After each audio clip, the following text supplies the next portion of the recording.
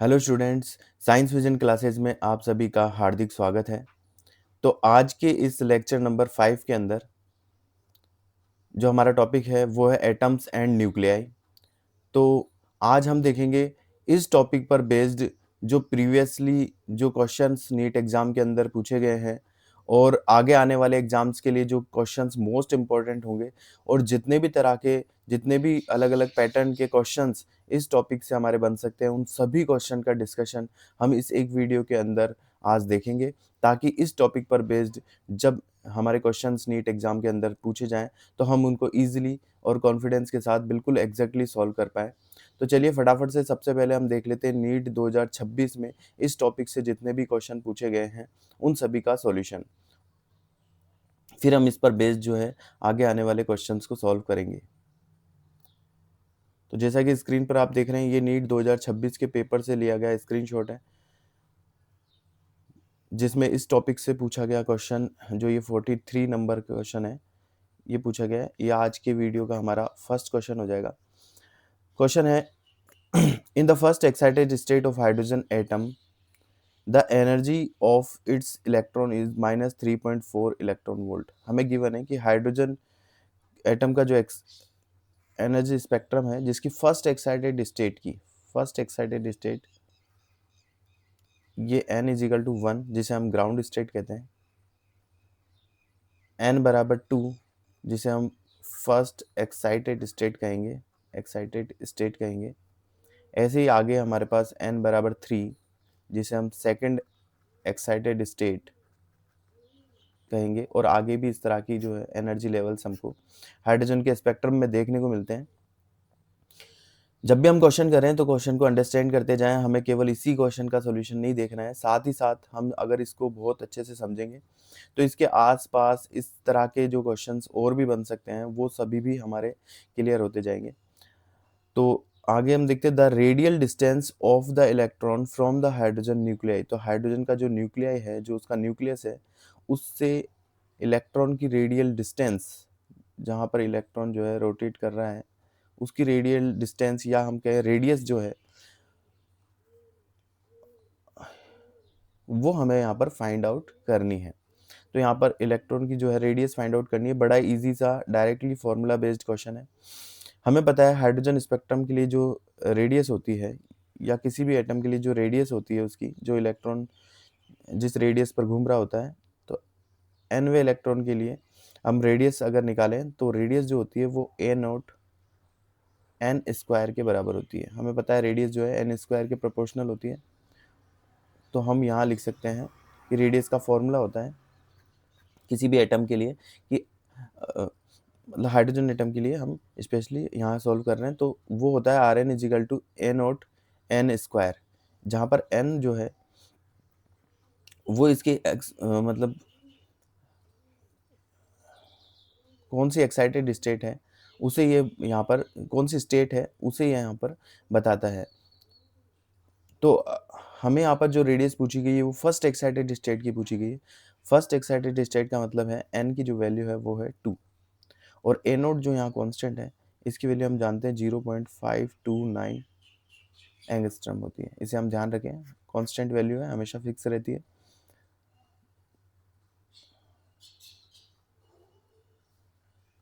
तो यहाँ से जब हम वैल्यू पुट करें, एन की जगह हम 2 रख देते हैं, एन 2 का मतलब है फर्स्ट एक्साइटेड स्टेट, तो एन 2 हमारे पास आ जाएगा ए नोट जिसकी वैल्यू 0.529 एंगस्ट्रम को हम 10⁻⁻10 भी रख सकते हैं, और इनटू एन स्क्वायर मतलब 2 का स्क्वायर। तो इस तरह से जब हमारे पास ये सॉल्व होगा, 2 से हम इसको मल्टीप्लाई करेंगे तो हमको मिल जाएगा इतना, सॉरी 2 की जगह 2 स्क्वायर है ना, 4 से मल्टीप्लाई करेंगे, तो 4 से जब मल्टीप्लाई करेंगे तो हमको मिल जाएगा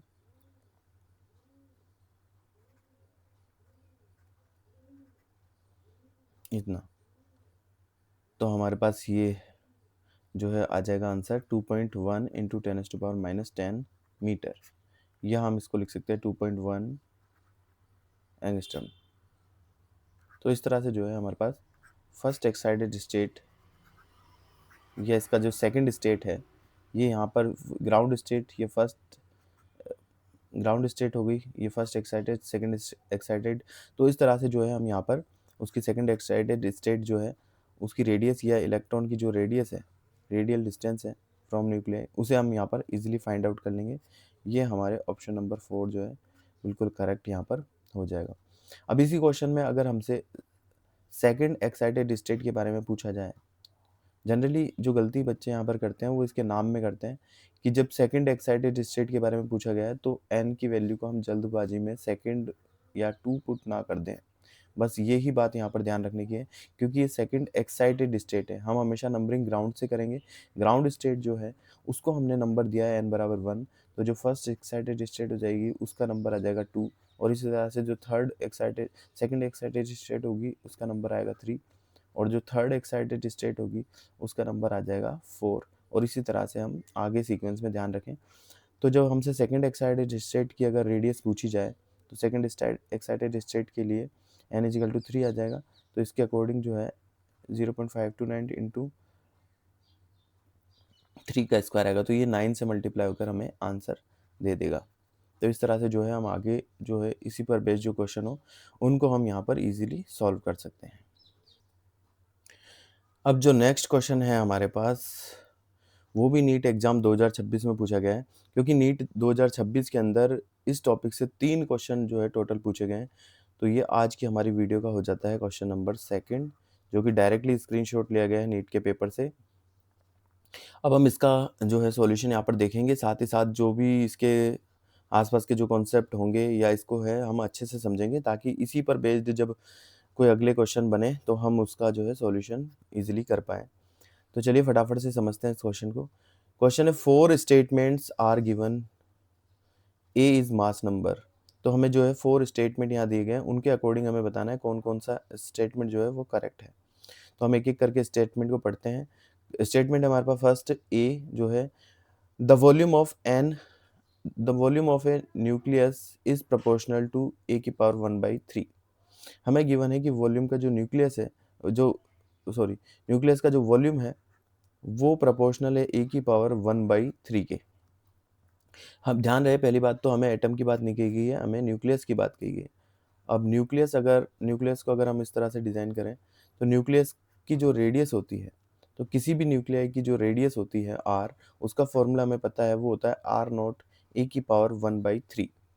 ये किसी भी न्यूक्लियस की जो है रेडियस का फॉर्मूला होता है। अब हमसे कहा गया है कि इसका जो वॉल्यूम है वो ए की पावर 1/3 के प्रोपोर्शनल है। तो हम किसी न्यूक्लियस का वॉल्यूम निकालना चाहें, न्यूक्लियस का जो शेप होता है वो स्फेरिकल होता है, तो इसका जो वॉल्यूम निकालेंगे तो किसी स्फेयर का जो वॉल्यूम होता है 4/3 पाई आर क्यूब से हम निकाल सकते हैं। तो यहाँ जो वॉल्यूम है वो आ जाएगा 4/3 पाई आर क्यूब। आर क्यूब का मतलब आर नॉट ए की पावर 1/3 और इसका होल क्यूब। आगे हम इसका सॉल्यूशन देखें तो 4/3 पाई आर नॉट का क्यूब और ए की पावर 1/3 का जब क्यूब करेंगे तो 3 से 3 कैंसिल होगा, ए की पावर 1 हमारे पास वॉल्यूम जो है इसका आ जाएगा। अब फर्स्ट स्टेटमेंट हमें गिवन है, वो कह रहा है वॉल्यूम जो न्यूक्लियस का होता है वो ए की पावर 1/3 के प्रोपोर्शनल होता है, जबकि अगर हम इसके फॉर्मूले से देखें तो हमारे पास जो वॉल्यूम निकल करके आया है वो ए के प्रोपोर्शनल है। तो इस तरह से जो ये फर्स्ट स्टेटमेंट है वो बिल्कुल गलत हो जाएगा। सेकंड स्टेटमेंट में देखते हैं, the volume of nucleus is proportional to A, तो बिल्कुल करेक्ट ऑप्शन हो जाएगा, क्योंकि ए के ही हमारा जो वॉल्यूम है वो प्रोपोर्शनल है। आगे सी स्टेटमेंट है, the difference in mass of an atom and it's nucleus is called the mass defect. तो किसी एटम का जो मास होता है, पूरा एटम का न्यूक्लियस एंड इलेक्ट्रॉन का मिला करके पूरे एटम का जो मास होता है और जो न्यूक्लियस का मास होता है, इसका जब डिफरेंस करेंगे तो वो मास डिफेक्ट के बराबर होगा। तो बिल्कुल गलत बात है, मास डिफेक्ट केवल और केवल न्यूक्लियस के लिए ही डिफाइन किया गया है, इसमें इलेक्ट्रॉन का कोई रोल नहीं है। और एटम का मास में से न्यूक्लियस का मास अगर हम माइनस भी करेंगे तो हमारे पास केवल और केवल यहाँ इलेक्ट्रॉन का मास जो है बच जाएगा, ना कि मास डिफेक्ट। तो ये ऑप्शन सी जो है, वो स्टेटमेंट जो सी है वो हमारे गलत हो जाएगा।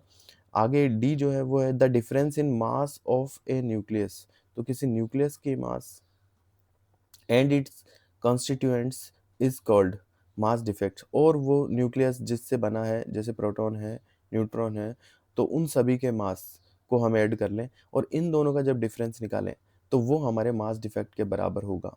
तो वो हमारा होगा मास डिफेक्ट। बिल्कुल सही डेफिनेशन है मास डिफेक्ट की। जैसे कि हम मास डिफेक्ट में जानते ही हैं कि किसी न्यूक्लियस का पूरे का अगर मास निकाला जाए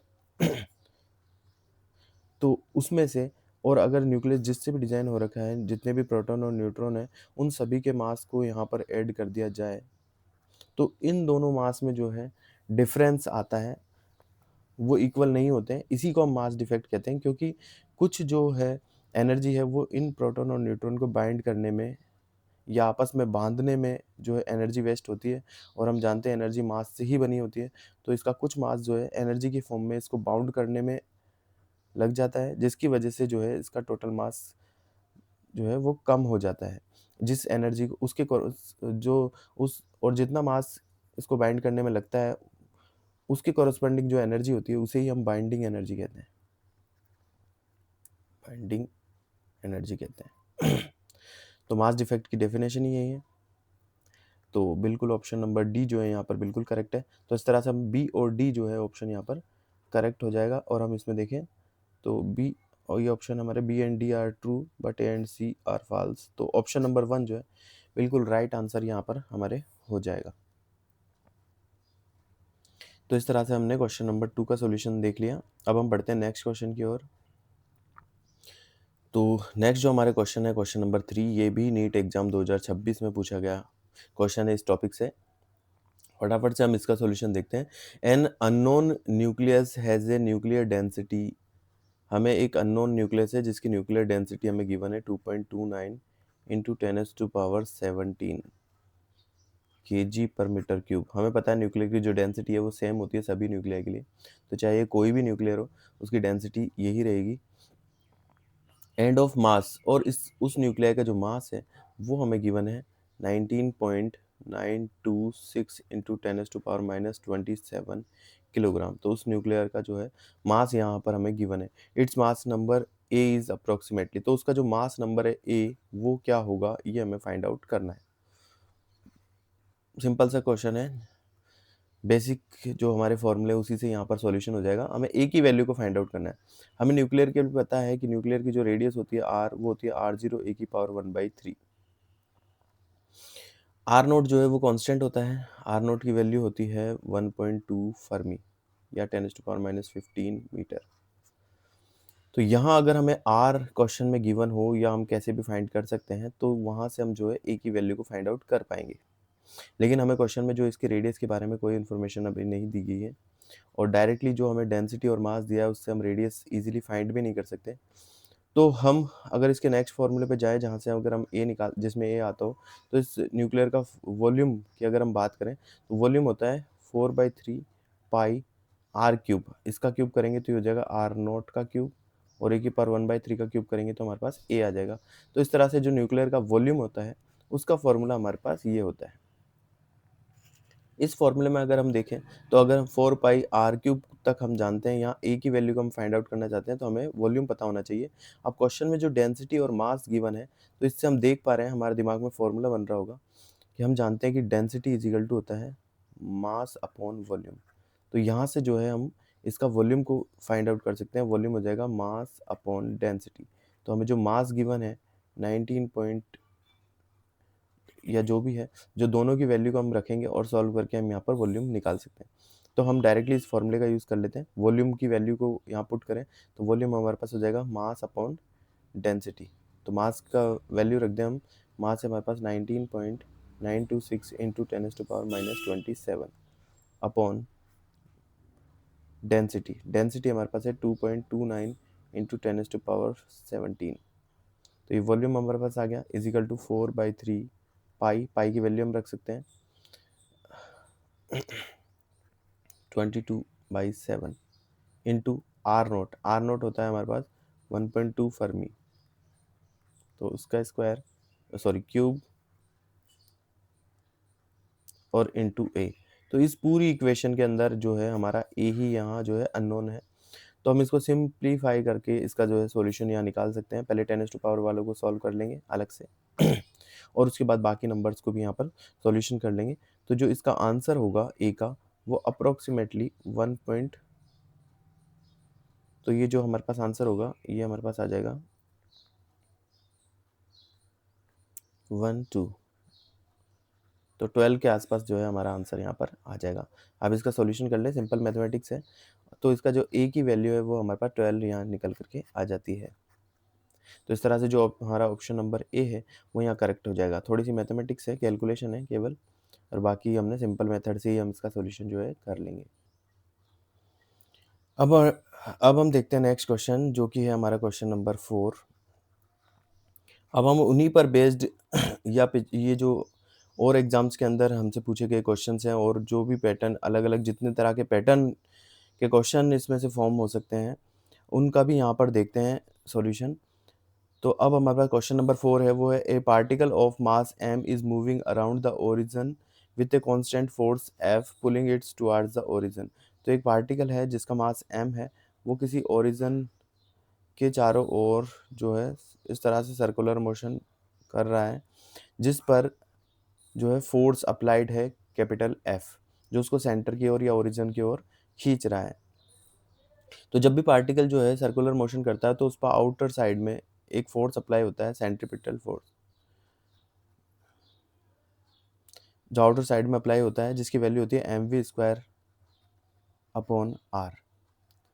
इस फोर्स जो आउटर साइड में लगेगा उसके इक्वलेंट फोर्स जो है इसके ओरिजिन में जब होता है F, तब ये जो पार्टिकल है हमेशा के लिए इस पाथ पर मूव करता है। अगर इसमें ओरिजिन की तरफ लगने वाला फोर्स की वैल्यू ज़्यादा हो जाए तो ये पार्टिकल जो है ये इस ओरिजिन की तरफ धीरे धीरे खींचा जाएगा और फाइनली ओरिजिन में आ जाएगा। और अगर बाहर की ओर लगने वाला फोर्स ज़्यादा हो तो ये पार्टिकल जो है इसकी रेडियस कंटिन्यूसली इंक्रीज होगी और ये इसको जो है इससे हमेशा के लिए दूर चला जाएगा ओरिजिन से। और जब ये दोनों फोर्स बराबर होते हैं तो ये हमेशा सर्कुलर मोशन यहाँ पर कंटिन्यूसली बना रहता है। तो हमें गिवन है कि इसके सेंटर की ओर जो फोर्स लग रहा है F, वो F कोई कांस्टेंट फोर्स लग रहा है, और ये सर्कुलर पाथ पर अगर मूव कर रहा है, इसके चारों ओर अगर मूव कर रहा है, तो वो इस mv² के बराबर होगा। इस तरह से हमें जो है यहाँ तक हमारे इक्वेशन 1 जो है हमें गिवन है। If Bohr model is use to describe its motion, इसके मोशन को डिस्क्राइब करने के लिए हम बोर मॉडल का यूज कर रहे हैं। The radius of nth orbit and the particles speed v। तो जो nth ऑर्बिट की जो nth जो ऑर्बिट है उसकी रेडियस और पार्टिकल की जो स्पीड है v in the orbit depends on ns। तो हमें जो इसकी रेडियस है और जो वेलोसिटी है वो n पर कैसे डिपेंड करती है, वो चीज़ें जो है हमें यहाँ पर फाइंड आउट करनी है। तो ये हमारे लिए क्वेश्चन हो गया, इसका सॉल्यूशन हमें ये करना है।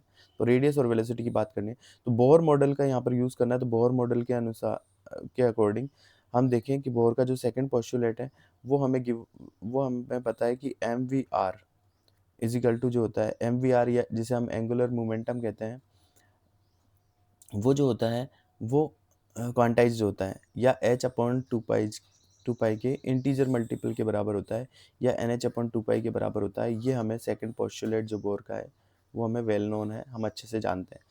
तो इक्वेशन 1 और 2 जो है इन दोनों की हेल्प से जो है हम यहाँ पर इस क्वेश्चन को सॉल्व करेंगे। तो सबसे पहले हम यहाँ से वैल्यूज़ को पुट कर लें। चाहे तो हम इक्वेशन 2 से r की वैल्यू को निकाल लें तो वो हो जाएगी nh/2πmv। यहाँ से r की वैल्यू को हम इक्वेशन नंबर 1 में रखते हैं तो हमारे पास 1 जो है वो हो जाएगी f is equal to mv² upon r। r की वैल्यू को हम यहाँ रख दें तो r की वैल्यू हमने यहाँ रखी तो ये आ जाएगा nh, और ये जो अपॉन में है ये चला जाएगा 2πmv। तो इस तरह से हमारे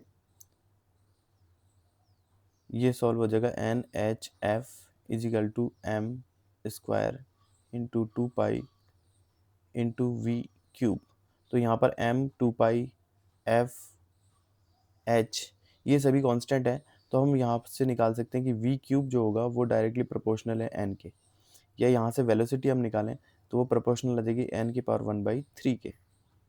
तो हमने यहाँ एक चीज़ फाइंड आउट कर ली कि ये जो ऑर्बिट में घूमेगा तो उसकी जो वेलोसिटी होगी वो n⁻⁴ के प्रोपोर्शनल होगी। तो जो कि हमें ऑप्शन ए और सी दोनों के अंदर देखने को मिल रहा है। ऑप्शन बी और डी जो है हमारे यहाँ पर कैंसिल हो जाते हैं। अब हम बात करें इसके रेडियस की, तो यही वैल्यू जो है हम इसके इक्वेशन 1 और 2 दोनों में ही रेडियस है, तो हम चाहें जिसमें रख दें। तो इक्वेशन 1 के अंदर अगर हम रखते हैं वेलोसिटी की वैल्यू तो वो हमारे पास हो जाएगा एफ, आर को हम इस तरफ मल्टीप्लाई कर दें m v² मतलब n⁻⁴ 1/3 इसका स्क्वायर। तो हम यहाँ देखेंगे कि यहाँ पर एफ और एम तो कांस्टेंट है, तो आर जो है वो डायरेक्टली प्रोपोर्शनल हो जाएगा n की पावर 2/3 के। तो ये जो है हमें, अब हम आर को देखें तो वो n की पावर 2/3 ऑप्शन ए में हमें मिल रहा है, तो सी भी हमारा कैंसिल हो गया। तो इस तरह से जो है ऑप्शन नंबर ए जो हमारा बिल्कुल करेक्ट हो जाता है। सिंपल हमने बोर मॉडल का यूज़ करके, सेकंड पोस्टुलेट का यूज़ करके, और जो हमें कंडीशन गिवन है उसका यूज़ करके, जैसे जनरली जो भी ऑर्बिटल मोशन होता है उन सभी के अंदर जो है फोर्स वो mv² r के इक्वलेंट होता है। तो इस तरह से जो है यहाँ पर हमने सॉल्यूशन करा और हमने इजीली इसका आंसर फाइंड आउट कर लिया।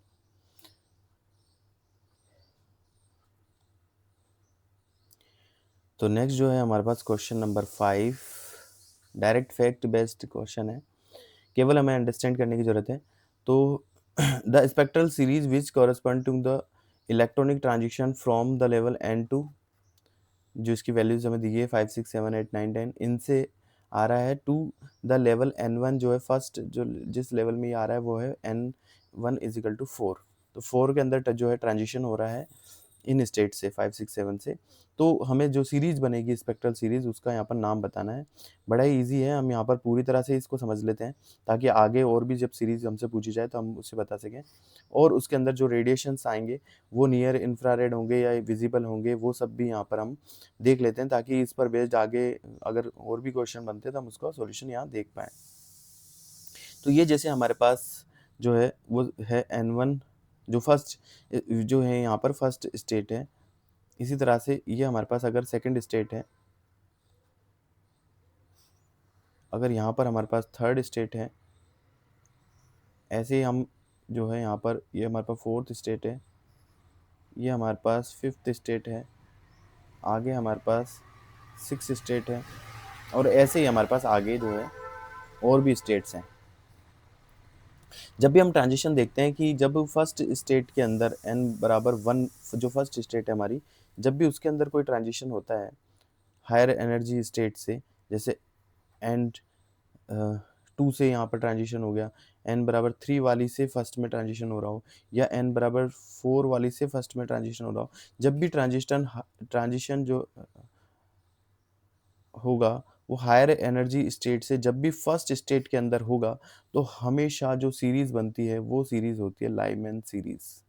ये हमेशा ध्यान रखें कि n=1 के अंदर जब भी ट्रांजिशन होगा हायर एनर्जी स्टेट से, तो जो सीरीज बनती है वो हमेशा होती है लाइमैन सीरीज। इसी तरह से जब सेकंड स्टेट जो स्टेट है उसके अंदर हायर एनर्जी स्टेट से ट्रांजिशन होगा, जैसे 3 से 2 के अंदर ट्रांजिशन हो, कोई इलेक्ट्रॉन 3 से 2 के अंदर आ रहा हो, या 4 से 2 के अंदर आ रहा हो, या फिफ्थ से 2 के अंदर आ रहा हो, जब भी 2 के अंदर जब सेकंड स्टेट के अंदर ट्रांजिशन होगा, तो हर बार जो सीरीज बनेगी वो सीरीज हमारे होती है बामर सीरीज। बामर सीरीज। इसी तरह से जब n=3 के अंदर ट्रांजिशन होता है हायर एनर्जी स्टेट से, तो जो सीरीज हमारे बनती है वो सीरीज होती है पाश्चन सीरीज। पाश्चन सीरीज। और जब हमारे n=4 स्टेट के अंदर ट्रांजिशन होगा, चाहे वो फिफ्थ से हो, चाहे वो सिक्स से हो, चाहे वो 7 से हो, तो n=4 के अंदर जब भी ट्रांजिशन होगा तो जो सीरीज बनती है वो होती है ब्रैकेट सीरीज। और ऐसे ही जब हमारे पास n=5 के अंदर ट्रांजिशन होगा, चाहे वो 6 से हो 7 से हो, तो जो हमारे पास सीरीज बनती है वो हमारे फुंड सीरीज कहलाती है। तो इस तरह से हम ये सीरीज के सीक्वेंस को ध्यान रखें कि n=1 2 3 4 5 6। हमें ध्यान ये इसको ध्यान रखने के लिए हमें ये नहीं देखना है कि ट्रांजिशन कौन सी स्टेट से हो रहा है, वो तो उसके हायर एनर्जी स्टेट से होगा। हमें देखना है कि वो किस स्टेट के अंदर हो रहा है। अगर जिस स्टेट में ट्रांजिशन हो रहा है वो 1 2 3 4 5 6 इनमें से है, तो इसका जो नाम होगा उन सीरीज़ का नाम होगा Lyman series, Balmer series, Paschen series, Brackett series और फुंड सीरीज़। इस तरह से जो है हम इनको डायरेक्टली ध्यान में रखेंगे। साथ ही साथ अगर हम इनकी जो इनसे रेडिएशन निकलेंगे वो किस रेंज के होंगे, वो किस तरह के होंगे, अगर हम वो बताना चाहें तो इन्हीं सीरीज़ के लिए जो रेडिएशन होते हैं उनका हम नाम दें तो वो हमारे पास होते हैं फर्स्ट जो लाइमन सीरीज़ होता है उसके लिए होता है यूवी, यानी कि इसका जो रेडिएशन होता है वो अल्ट्रावायलेट जो है होते हैं। दूसरा होता है बामर सीरीज़ के लिए जो रेडिएशन होते हैं वो होते हैं विजिबल, और बाकी सभी के लिए जो होते हैं वो नियर इंफ्रारेड होते हैं। ये इंफ्रारेड यहाँ पर फार इंफ्रारेड या सिर्फ इंफ्रारेड भी हम बोल सकते हैं, यहाँ भी फार इंफ्रारेड या सिंपली हम इंफ्रारेड यहाँ पर बोल सकते हैं। तो सभी आगे की सीरीज के लिए जो है इंफ्रारेड हमारे पास निकल करके आता है। स्टार्टिंग की दो सीरीज जो है उनके लिए यूवी और विजिबल, इसको हम डायरेक्टली ध्यान रख सकते हैं इस नाम से, जैसे यूवी, विजिबल, इंफ्रारेड, ये तीनों होते भी सीक्वेंस में ही है। और इन्हीं तीनों से हम ध्यान रख लें कि फर्स्ट सीरीज जो भी होगी उसके लिए यूवी, सेकंड जो सीरीज होगी उसके लिए विजिबल, और बाकी सभी के लिए नियर इंफ्रारेड जो है हमारा आंसर हो जाएगा। और सीरीज का सीक्वेंस हम ध्यान ही रखेंगे लाइमर, बामर, पास्टन, ब्रैकेट और फुंड से। तो हम स्टार्टिंग की फर्स्ट सीरीज के लिए ये हो जाएगा, सेकंड जो सीरीज है उसके लिए ये हो जाएगा, नाम हमें ध्यान है। और बाकी सभी जो है 3, 4, 5, 6 सभी के लिए नियर इंफ्रारेड जो है, जो इंफ्रारेड, फार इंफ्रारेड, फार इंफ्रारेड जो है हमारा आंसर हो जाएगा। इस तरह से जो एनर्जी रिलीज होगी वो और सभी सीरीज जो है इन सभी को ध्यान में रखें, तो हम इस तरह के जो फैक्ट वाले क्वेश्चन होंगे उसको यहाँ पर सॉल्व कर पाएंगे। तो नेक्स्ट जो हमारा क्वेश्चन है वो है question number 6। Water is use as a coolant in a nuclear reactor because of its. तो वाटर जो होता है, पानी जो होता है, उसे हम न्यूक्लियर रिएक्टर के अंदर जो है कूलेंट की फॉर्म के अंदर, कूलेंट के लिए जो है यूज़ में लेते हैं। ऐसा हम किस वजह से करते हैं? तो इसके ऑप्शन को हम देख लेते हैं।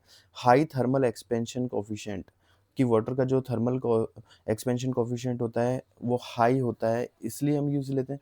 तो वाटर का अगर थर्मल एक्सपेंशन कोफिशिएंट हाई होने का मतलब क्या होता है कि जब भी उसको टेम्परेचर प्रोवाइड किया जाएगा, थर्मल यानी कि जब भी टेम्परेचर समझे कि टेम्परेचर जब इसको प्रोवाइड किया जाएगा तो उसका जो एक्सपेंशन हो वो बहुत ही ज़्यादा हाई हो। अगर ऐसा कोई मटेरियल है कि वाटर को जो हमने हल्का सा टेम्परेचर प्रोवाइड करा तो इसका जो एक्सपेंशन है यानी पार्टिकल के बीच में जो डिस्टेंस है वो बहुत हाई हो जाएगी, पार्टिकल जो है बहुत ज़्यादा दूर जो है एक दूसरे से हो जाएंगे, यानी उसका एक्सपेंशन बहुत ज़्यादा हो जाएगा।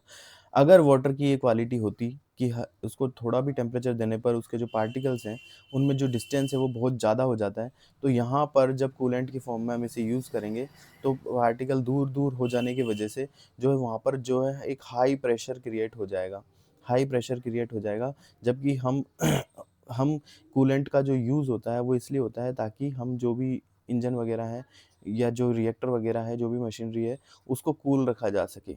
लेकिन यहाँ पर पार्टिकल दूर होकर हाई प्रेशर क्रिएट कर रहे हैं, जिसकी वजह से यहाँ पर जो है ये कूलेंट की तरह मतलब वर्क करने की बजाय यहाँ पर एक्स्ट्रा जो है हाई प्रेशर क्रिएट कर रहा है, जो कि बहुत खतरनाक हो सकता है। तो ये यहाँ पर कूलेंट का वर्क बिल्कुल नहीं कर रहा। तो इसकी वजह से जो है हाई थर्मल एक्सपेंशन कोफिशिएंट होना ये वो क्वालिटी नहीं है जिसकी वजह से हमने इसको कूलेंट की फॉर्म में यूज़ किया है। सेकंड हम बात करें high specific heat capacity. Specific heat capacity का मतलब होता है कि किसी भी, जैसे यहाँ वाटर हमने ले रखा है तो वाटर के 1 केजी अमाउंट वाटर ले लें और उसका टेम्परेचर हम 1 डिग्री सेल्सियस जो है रेज़ करें। तो ऐसा करने पर जो हमको हीट रिक्वायर्ड होती है, जो भी हीट रिक्वायर्ड होती है, रिक्वायर्ड हीट ही हमारी स्पेसिफिक हीट कैपेसिटी कहलाती है। तो वाटर की जो स्पेसिफिक हीट कैपेसिटी होती है वो हाई होती है। अगर किसी भी मटेरियल की, जैसे वाटर की अगर स्पेसिफिक हीट कैपेसिटी हाई होगी तो हम उसको कूलेंट की फॉर्म में अगर काम में लेंगे, जैसे यहाँ पर मशीनरी रिएक्टर है, यहाँ पर रिएक्टर का जो है वर्क चल रहा है और हमने इसके चारों ओर जो है वाटर को फ्लो कर रखा है ताकि ये इसको कूल रख सके, तो इसकी स्पेसिफिक हीट कैपेसिटी हाई होगी। तो जब ये इस रिएक्टर से हीट को लेगा तो अपने टेम्परेचर को ये हाई ईज़िली नहीं करेगा, क्योंकि इसके टेम्परेचर को रेज़ होने के लिए हीट जो है ज़्यादा रिक्वायर्ड है। तो ये ज़्यादा से ज़्यादा हीट को भी जब एब्ज़ॉर्ब करेगा, तो भी अपने टेम्परेचर को नहीं बढ़ने देगा। और वाटर अगर अपना टेम्परेचर ईज़िली नहीं बढ़ने देगा, तो वो गर्म भी नहीं होगा, तो वो भी कूल रहेगा, तो इस रिएक्टर को भी जो है कूल रखेगा। तो वाटर की जो स्पेसिफिक हीट कैपेसिटी हाई होती है, तो वो ज़्यादा से ज़्यादा हीट को एब्ज़ॉर्ब करने पर भी खुद के टेम्परेचर को इंक्रीज़ नहीं होने देता है और कूल ही रहता है, तो वो कूलेंट की तरह जो है बिहेव करता है। और यही वो रीज़न है जिसकी वजह से हम वाटर को जो है कूलेंट के लिए कूलेंट की तरह यूज़ में लेते हैं। आगे के भी ऑप्शन हम देख लेते हैं कि लो डेंसिटी होना, वाटर के मॉलिक्यूल की लो डेंसिटी होना। अगर हमने यहाँ जो वाटर काम में लिया है रिएक्टर के चारों ओर, इसकी डेंसिटी लो हो यानी कि पार्टिकल इसके दूर-दूर रहें, तो पार्टिकल जब वाटर के दूर-दूर रहेंगे तो इनमें हीट का जो एक्सचेंज है वो ईज़िली नहीं हो पाएगा। तो जब ये आपस में हीट का एक्सचेंज नहीं करेंगे तो ये जो है रिएक्टर से हीट को एब्ज़ॉर्ब भी नहीं करेंगे। तो हीट को एब्ज़ॉर्ब भी नहीं करेंगे तो ये रिएक्टर को जो है कूल भी नहीं रख पाएँगे, तो कूलेंट की तरह बिहेव नहीं करेंगे। तो लो डेंसिटी भी जो है इसका आंसर बिल्कुल नहीं होगा। आगे हम लास्ट पॉइंट देखें कि लो बॉइलिंग पॉइंट होना। अगर वाटर का बॉइलिंग पॉइंट लो होगा तो ये कम टेम्परेचर पर ही जो है बॉईल हो जाएगा। तो यहाँ पर अगर इसका लो बॉइलिंग पॉइंट होगा तो वाटर जो है इससे जब रिएक्टर से हीट को एब्जॉर्ब करेगा तो बहुत कम टेम्परेचर पर ही बॉईल हो जाएगा और जो है इसका खुद का टेम्परेचर जो है इंक्रीज़ हो जाएगा। ये जो हमारा है इसका टेम्परेचर इंक्रीज़ हो जाएगा तो ये कूलेंट की तरह वर्क यहाँ पर नहीं कर पाएगा, तो इसे बॉईल नहीं होना चाहिए ईज़िली जो भी हम कूलेंट की फॉर्म में यूज़ ले रहे हैं। तो लो बॉइलिंग पॉइंट होना भी जो है कूलेंट की तरह इसको हम यूज़ नहीं करेंगे। तो जो कूलेंट की फॉर्म में हम इसको यूज़ कर रहे हैं उसके लिए जो क्वालिटी है वो क्वालिटी है इसकी स्पेसिफिक हीट कैपेसिटी का हाई होना। तो इस तरह से जो है ऑप्शन नंबर बी हमारा यहाँ पर बिल्कुल करेक्ट हो जाएगा। तो आज की इस वीडियो के अंदर इतना ही। अब जो इसके नेक्स्ट जो क्वेश्चंस हैं और भी इस पर पैटर्न पर बन सकते हैं वो इसी लेक्चर नंबर, ये जो लेक्चर है इसी के पार्ट 2 के अंदर जो है लेक्चर 5 के पार्ट 2 के अंदर हम उसका सॉल्यूशन देखेंगे। तो आज के लिए इतना ही काफ़ी है। Thank you very much.